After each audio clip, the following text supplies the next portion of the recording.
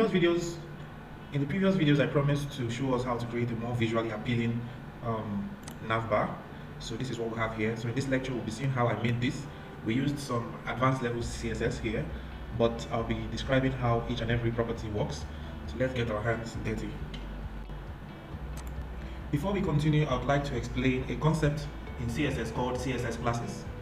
Let me start by asking, imagine you want to create a paragraph that's located on one of your web pages, and you want that paragraph to be to have large-sized red font, and then you want another paragraph to be a medium-sized white font, then another paragraph should have another form of styling. In the previous videos, we mentioned that you could use an ID selector to pass CSS properties to a particular element, but then there could only be one element with a unique ID. So if you want to keep passing repeatedly the same CSS to multiple elements, it means you have to keep initializing and defining new ID properties for each element. This problem is solved using classes. So thanks to CSS classes, you can do exactly the same thing using CSS classes. So what CSS classes does is it applies unique formatting to each and every one of the elements that have the CSS class. So let's open up our Visual Studio and see how this works. So basically what I want you to do is, in the previous lecture we created a navbar. All you need to do is copy the HTML code into this file that we have here. Okay guys, I have copied the file here, but what I did was I removed the style elements. I just left the header that contained the navbar. Next thing I would want you to do is to create a style sheet, and we'll call it main.css in the same folder.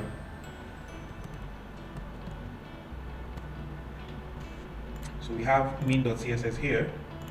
We need to link it to our file, and I also changed the name of the title of the document to navigation bars too. So the next thing to do is to link the file. So that's all. So the first thing I want us to do is open up your main.css. We want to format the background. We want to set the background image for the page. So let's set body. Put the background image here.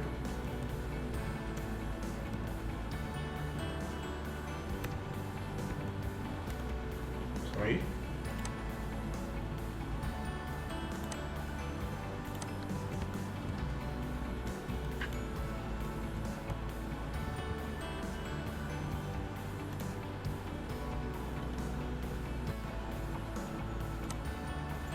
So now that we have set the background image to elephant.jpg, let's save our file. Let's open our browser.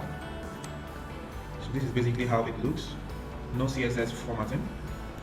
Now there's something I would also want to point out to us. Just as we could import a Google font, we could import specific fonts into our HTML document using the link. We can also import fonts in our CSS file. To do this, what we simply need to do is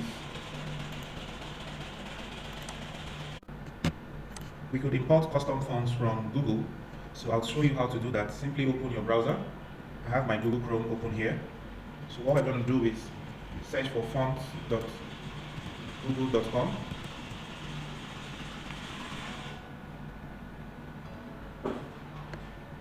So the page is open here. We need this particular font, Montserrat. So you can simply click on it. So what we need here is the Montserrat font. We need the regular font. Select this. So you click on select style. All you need to do is come to the embed, click on embed, and you see a link. Remember we described link elements. You see a link element that you can use for your document, or you can simply come to this place. You see at import. So we'll copy this particular code here to use in our CSS file. So let's paste it here. So basically we've been able to import the CSS fonts that we'll be using here. The next thing I will be introducing to you is the CSS wild character selector. So whenever you type in the character asterisk means wildcard. So by wildcard it means it selects everything in your document object module or your page. So if you want to style everything on your page individually, you use the wildcard element. So set your box sizing.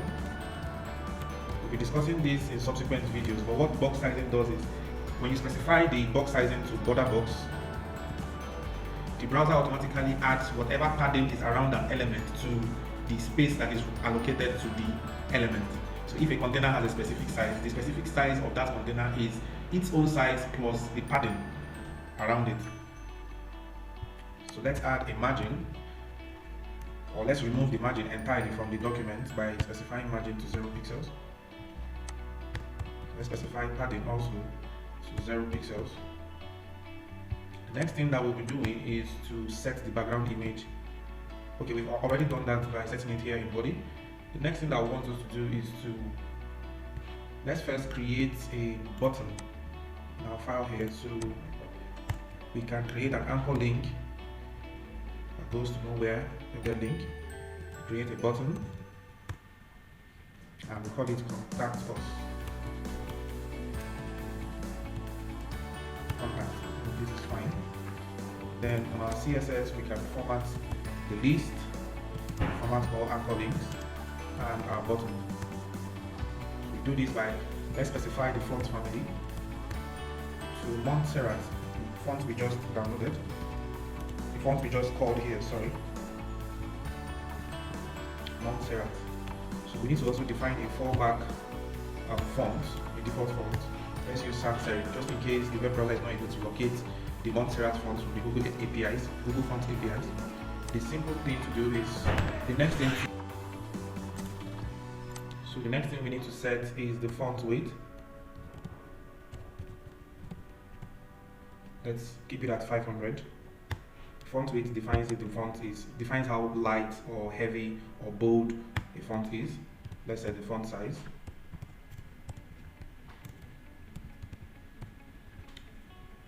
Pixels is fine. Color, we'll be using this specific color value, EDF 0F2. Let's say 1 is fine. Set the text decoration to none. And that is all for our button and link. So let's save this file and see what we have on our browser. Here we have our links. Not so nice, is it? So what I'll do is I'm going to comment out this formatting we did here for the body for now, so that we can really appreciate what we're doing. The next thing we need to do is to style the header. The header will set display to flex. You can read this up, but in the advanced CSS section we'll be explaining that. Justify. So flex boxes in CSS have various properties, and one of them is justify content. So we can set it to space between. This make sure that whatever element is in the header is put at the center of the page, and there will be a spacing at both ends, and the element that is at the center is spaced horizontally. In the advanced CSS section I'll be explaining this in detail. We'll just type in the following code. You can now align the items, set it to center, so everything is positioned at the center. We can then define our padding. Let's give it a 20 pixel padding on the top and the bottom, and specify the padding to 10%. You can see that we use two notations for padding. We have in pixels and in percentage. Remember what I said about percentage? The percentage defines the amount of space relative to the parent container. For the header, the parent container is the body element. So this gives a padding value of 10% of the body element. Next thing we need to define here is the background color. Let's use the RGBA. Set our red to 35, our green to 43, our blue to 32, and alpha to 0.7. We need to add a logo to our file.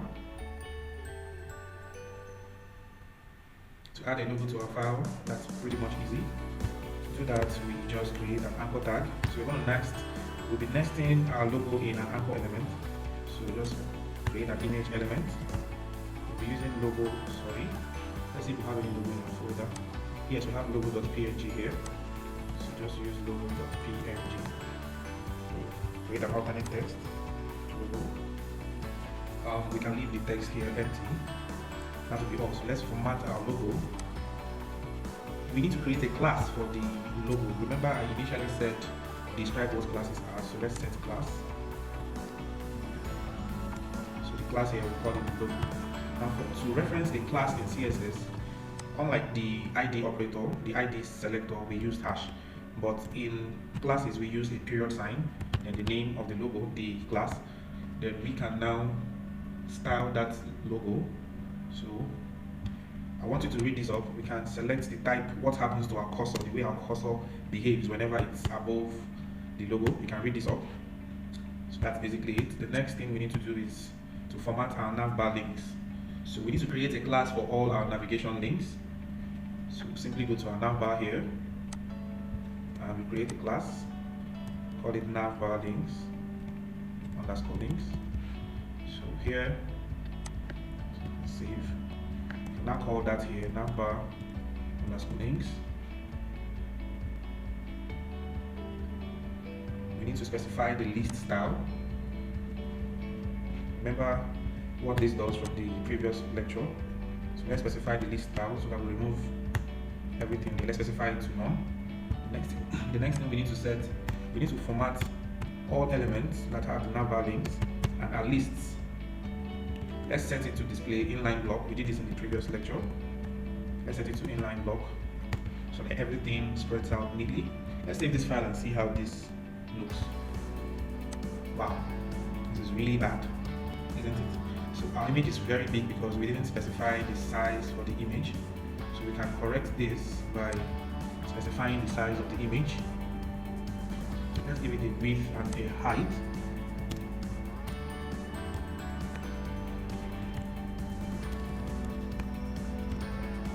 I hope this fixes it. Yes, so we have. We can see that our links here are styled and positioned at the center.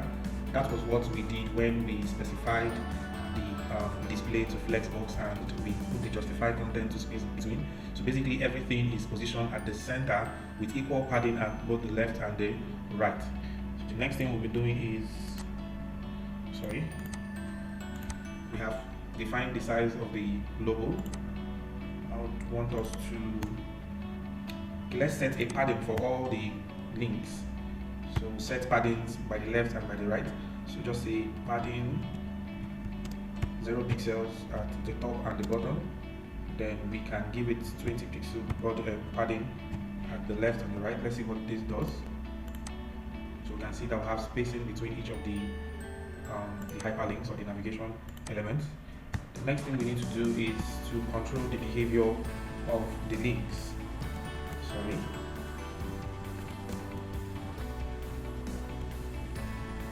With navbar links, we're targeting all the lists and the anchor tag. Now there's another advanced concept that we'll be using here called transition. We can look this up or we can wait until we launch our advanced CSS course. So we are putting a transition for all items here. We're specifying the time for the transition and then make it look very nice by setting the ease property and removing every delay. That's basically it. Then we have to set something else. There's something called a pseudo class. The previous lectures I talked about classes behavior of links when you visited the link, when the link has not been clicked, when the mouse is over the link. So here we will be setting a pseudo class for a pseudo class is something like visited, hover, and all that. So we'll be setting the pseudo class for the anchor tag, so that each time we hover over it, there is a specific color. So we can set, this is meant to be hover. Yeah, so we can set a specific color for the font. Let's say color. Let's use this value 0090A0. Let's save this and see what this does on the browser. So each time we hover over this, you can see the color of each and every one of these elements. We'll format the button later. So the next thing is, let us format the button. So to format the button, let's first set the padding to 9 pixels, 25 pixels. So everything looks all nice and good. Set the background color.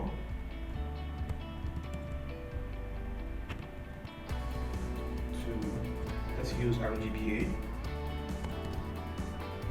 So that, let's set this to 0.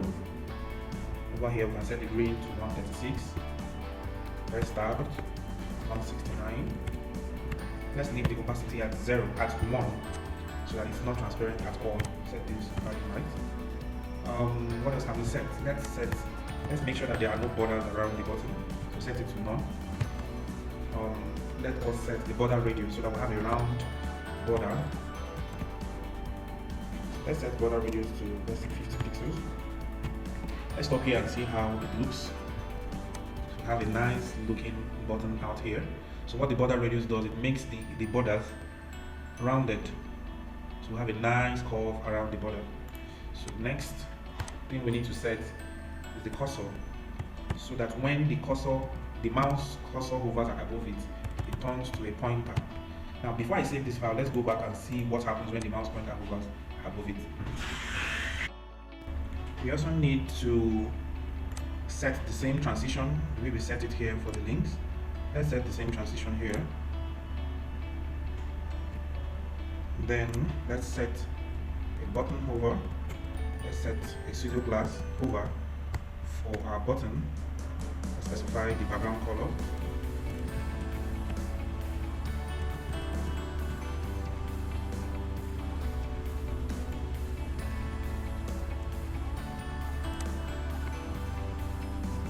Sorry.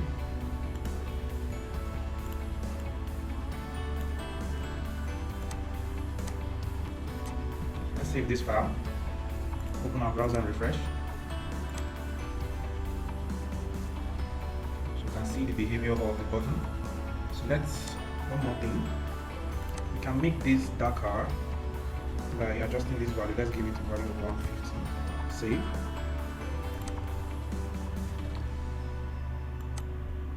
So that's it. The next thing we need to do, which is actually the last, let's remove these comments here. So we can see a nice looking page.